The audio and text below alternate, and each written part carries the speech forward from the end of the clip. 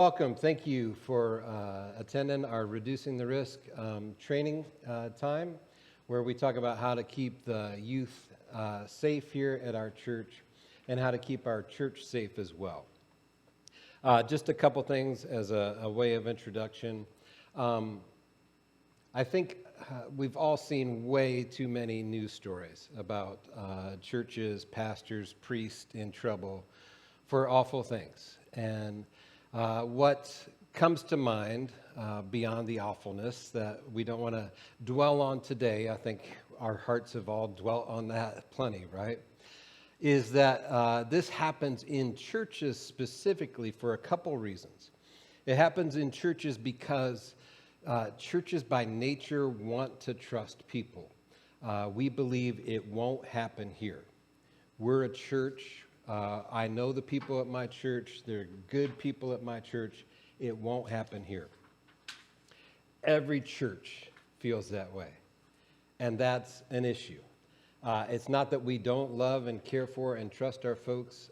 It's just that it does happen, and we can't have our blinders onto that. And the second reason is probably that churches, because they want to trust each other, they don't have a good policy in place.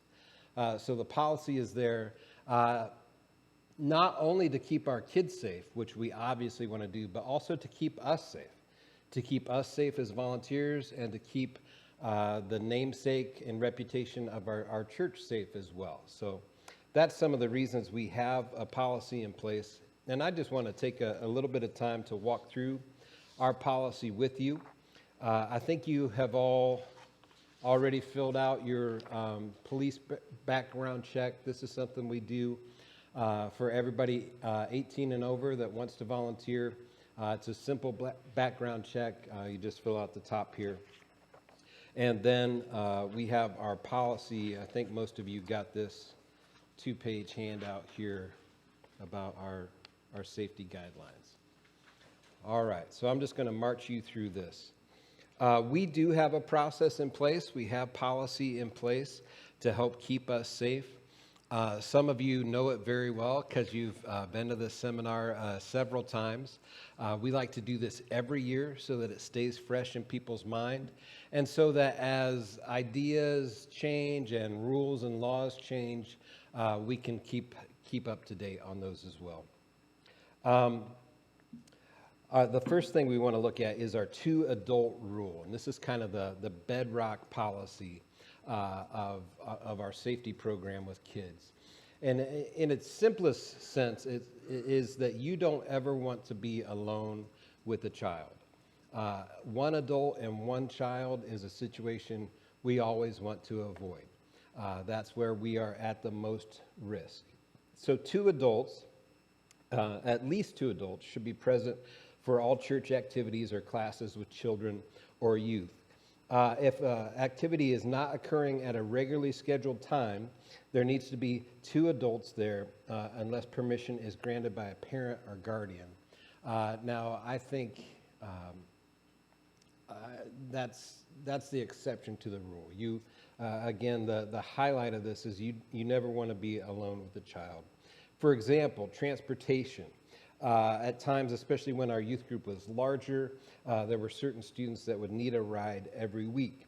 And we want to avoid being alone on the property, in the building, and alone in a car with a child as well. So one of the ways that you can think through that rule is if you are taking multiple kids home, your last stop should be a stop with more than one child. Maybe there's a group of kids that get out at the last stop. So it's not you and just one child. Or even better would be to have another volunteer or adult go with you. Any questions on that? There is sometimes a question that comes up will be about, what if a student needs some counseling? They're facing a certain issue or having a hard time in their life, and they're like, I really want to sit down with the youth leader one-on-one for a talk. I know that can be a valuable thing for our young people, but we've got to be smart in the way that we do it. Probably the best way to do that is to have two adults there, right?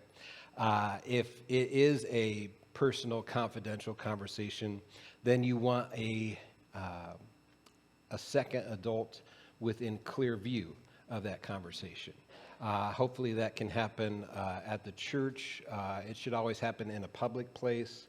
Like you could picture maybe meeting in a coffee shop, but you want another volunteer in that room with you. Maybe the parent is in that room with you. So just a way to avoid that. And of course, you wouldn't want to be transporting the students back and forth. You'd have to work that out with a parent about dropping them off in that public place to begin with. So it takes some forethought there, but worth it to keep us safe. The 6-month rule is we encourage our volunteers, we want all of our volunteers to have attended Anchor regularly for 6 months before they start to work with youth. So 6 months, they get to know us, we get to know them. It won't be like, Timmy was here for 2 weeks and now he's working back in the nursery. Who is that guy again? So the 6 months helps everybody know each other, build some of that trust, find out a little bit more about each other, build relationships. So we want someone to be a regular part of Anchor for 6 months first. Provide adequate personnel before and after an event. This can be tricky if the kids are doing something outside of a regular Sunday morning time, or if youth group is happening in the evening or whatever, because sometimes kids will come early. And that's like an easy way for you to end up one-on-one with a kid. I've had that happen to me, and I didn't like it. I'm like, this is against policy. Why are you here 25 minutes early? I should be the only one here. So when that has happened to me, you can bet that we stayed in the parking lot, right? Like, we're not going in the building, one adult and one kid. Just whatever you can do to stay safe at that point. I'm also on the phone with my other volunteers saying, hey, so-and-so got here half an hour early. Can you please show up early so I'm not here on my own? And it's the same when they're leaving. Sometimes students will want to hang around, or a parent will be running late, and you don't want just one volunteer, one adult here waiting with that one child to be picked up by a late parent. So take care of each other. Watch each other's backs there. Overnight outings, let's see, they require permission. Co-ed activities require co-ed chaperones. That makes sense. Nursery identification procedure, has largely been on hold until the last month or two. Steph, is there anything happening there? Is our system still in place with our tags and?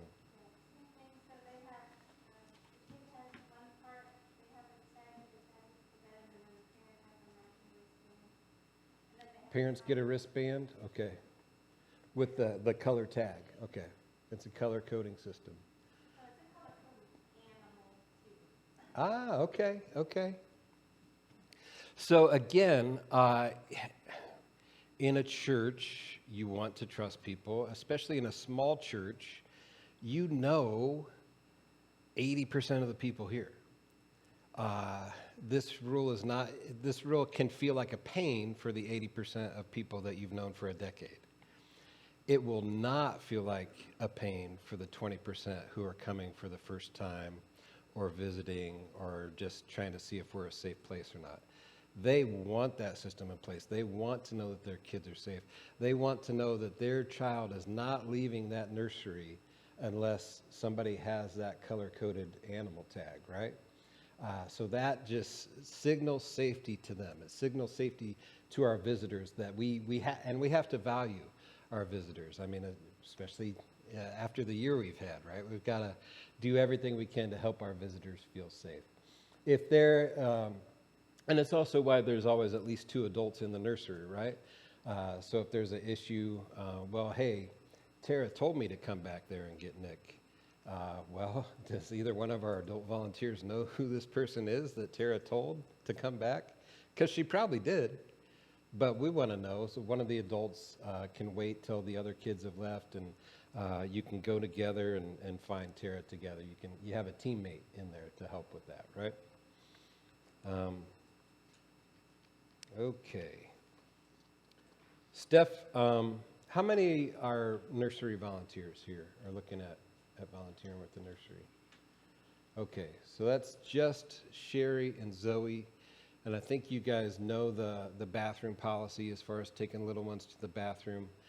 We do have a specific policy on that. If there's questions about that, you can ask Steph, but anyone who's volunteering in the nursery with that capacity, that's another reason why there's always at least 2 adults in there, so the bathroom door can be, propped open. Somebody else can be making sure that there's privacy in the hallway, but you're not like spending 10 minutes alone with a child in a bathroom stall, right? Which we want to avoid. And God bless you, nursery workers, because that sounds like a tough job to do, right? So, and that's something to work out with that's part of the form that our parents actually fill out, right? If a child is able to go to use the restroom on their own or not. Yeah, great. So we've got something specific for that. Okay, random checks. I really like this part of our policy. I think it's really important. And it is also something that's coming back online after the pandemic. Our head usher, who's been our head usher for years and years, hasn't been back yet. He's on the older side, and he is being safe right now.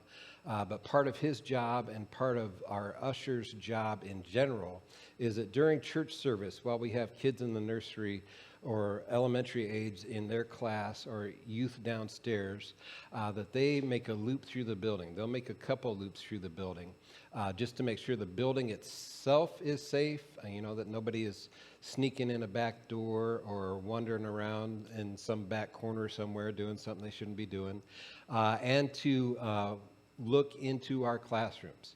Our classrooms have glass doors on them to make this easy so that anybody can walk by and take a look in.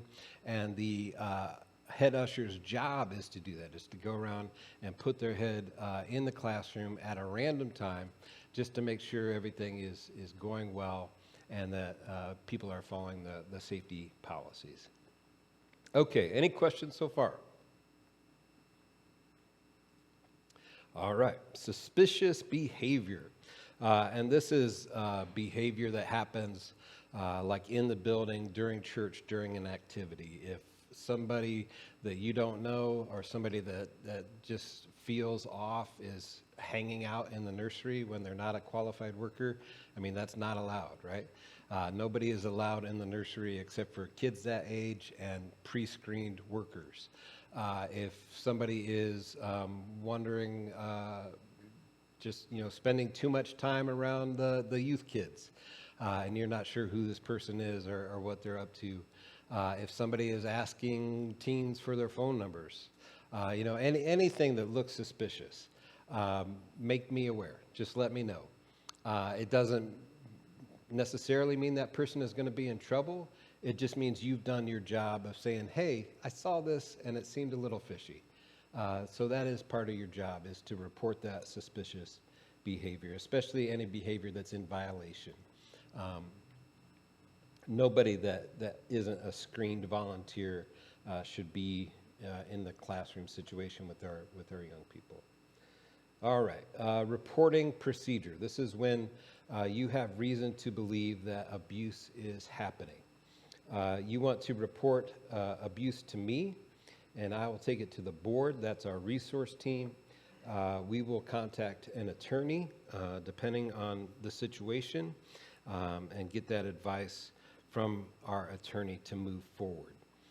Now, if you have been told, if a young person tells you or you have reason to suspect that there is abuse happening to them, in the state of Indiana, it's the law for you to report that. It used to be the law for you to report that to me or to the designated person here. Now the law is you have to report it. If you're an adult, you are responsible to report it yourself. And it's that phone number right there that you can report it to. Now, our policy is I also want you to report it to me so that I'm in the loop, so that I can get the board in the loop and start taking care of the process here. But it's a criminal charge. It's a misdemeanor, like a Class C misdemeanor or something, if you are informed of abuse and you do not report it in 24 hours. Yep, you've got 24 hours to make that report. So that can be really hard because in a church our size, you probably know the young person who has reported the abuse, and there's a good chance you probably know the person's parents or the accused person of the abuse as well. And that's why we're having this meeting. And that's why you sign on the dotted line. That's why we have the policy in place. That's why they made it a law. Because if it's somebody you know and you care about, like it might be hard to report that. You're like, oh man, things are going to go down. Somebody's going to get in trouble. Yeah, it's the law for them to get in trouble. And as much as we don't want it to happen, as much as we don't want to think about it, it needs to happen. It needs to happen. That doesn't mean that the parent or the uncle or whoever is going to be arrested and taken away in handcuffs. It means that the Department of Child Services will be informed and they'll start their own investigation. It goes out of our hands and into the hands of legal authorities. And that's exactly what we should do. That's exactly what keeps kids safe. And now, as of a couple years ago, that's the law. So you don't even have to think about it. You don't even have to think about it. You just report it. And report it to me so we can start our process here as well. Any questions on that? Scott? Yeah. You bet.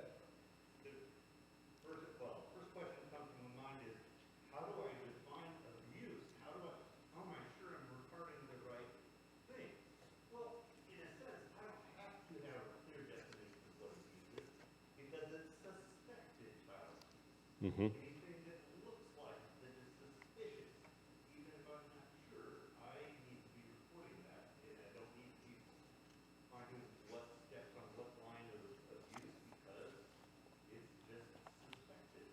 So I need to have a broad view of that. Second of all, it's just worth saying. It's just the older I get, the clearer it becomes that institutions like churches just have a long-term habit of protecting Not reporting. people they know and not protecting victims. Yep. But I just think it's a really clear, love your neighbor as yourself. Let us start it all by protecting victims, by giving, protect the victim first over the person I know or the potential of the suspected victim over protecting the person I know or the institution I know. Let's love potential victims and victims by reporting victims. Yeah, good word. So there's over 1 million children who experience abuse in America each year, and that's what we know about.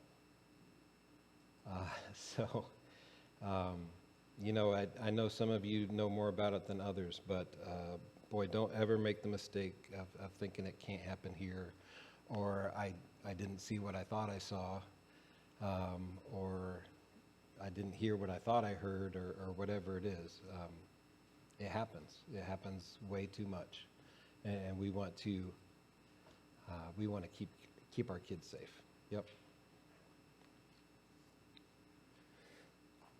Let's talk real quick and I don't want to go too much longer, but let's talk real quick about what some of those signs are, both for a younger age and for a teenager, middle school, high school age. What are some of the warning signs, the red flags that we want to keep an eye out? And let's start with teens.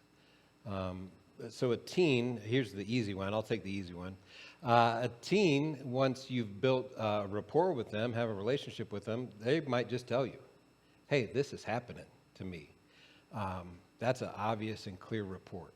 What are some of the less obvious signs that a teenager or middle schooler might be dealing with abuse? What are some things to look out for? Carolyn?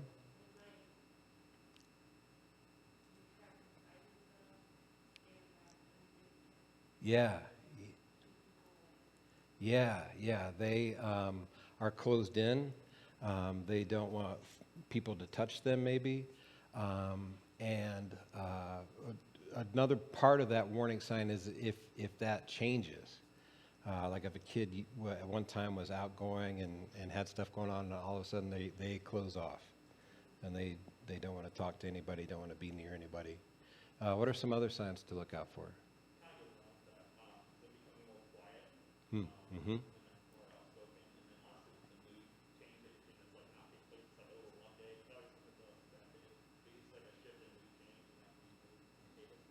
Yeah, you bet. So mood issues, anger issues. Here's none of this stuff is easy to talk about, right? But like a inappropriate amount of sexual knowledge. Last year we had this 12-year-old girl that was coloring butterflies, and now we've got a young lady who wants to talk about all kinds of R-rated and stuff. If you see that shift, that can be a sign as well. What about in our younger kids? You think that early elementary age and down, even to the nursery. What are things we want to look out for there? What they're wearing, if they're wearing like clothes that are not right for the temperature, so if they're wearing like turtlenecks and jeans in the summer, that's Okay. Yeah, if they're all covered up, right? That can be a sign that bruises or things are being hidden, for sure. Yep. Skylar?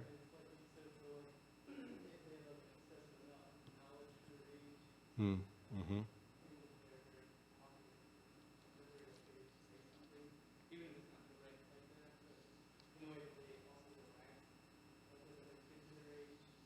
Okay.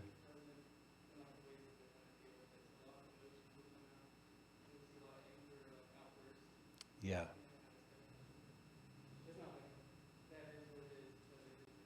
But it's a warning sign. Yeah. Karen? about kids that are, how do I say,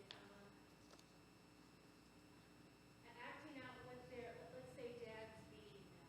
Hmm. They're kind of redoing that by how they treat other kids. You may Hmm. think it's bullying or roughhousing, whatever, but they're actually more or less doing what is being done to them.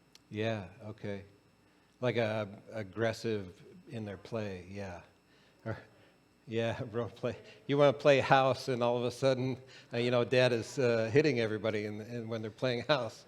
Or even just that aggressive bullying, right? Like kids that have been hurt tend to hurt other kids, yeah. Okay, let me move on here.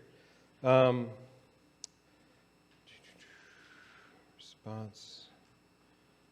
Notify the insurance. I'll let you guys read through this on your own. Most of this here in Section 2, Part A would be things that the board and I would have to do. Letter B, don't minimize any type of inappropriate behavior. Immediately contact or report it to the senior pastor. Response to a convicted criminal sex offender.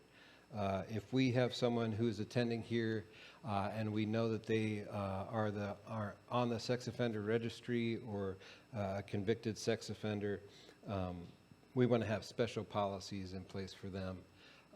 So again, this gets confusing too, because it's not like we check everybody at the door like we could check their temperature, right? It's like, hey, if you're coming to church, make sure you bring your criminal record with you. But if you know something about somebody who has harmed children or is a convicted sex offender who has started attending our church, make sure that I know that, and I will take the responsibility to let other ministry leaders know what they need to know without starting gossip and rumors and all that stuff. We want to be a place of healing, even for an adult who has done something along those lines, right? Things that put a shiver down all of our spines. We still believe that Christ can heal them and can put them into a new life. But that does not mean we approach them with blinders on. We will have policies in place for them about what parts of the church they can and cannot be in. They shouldn't be downstairs in the youth area. They shouldn't have to turn the corner back by the nursery area. Just simple things like that I will take care of. So if you know something that I don't know, let me know so I can help with a person like that. Help make sure that they are welcomed here, but also that proper boundaries are in place to keep them and us and all of our kids safe.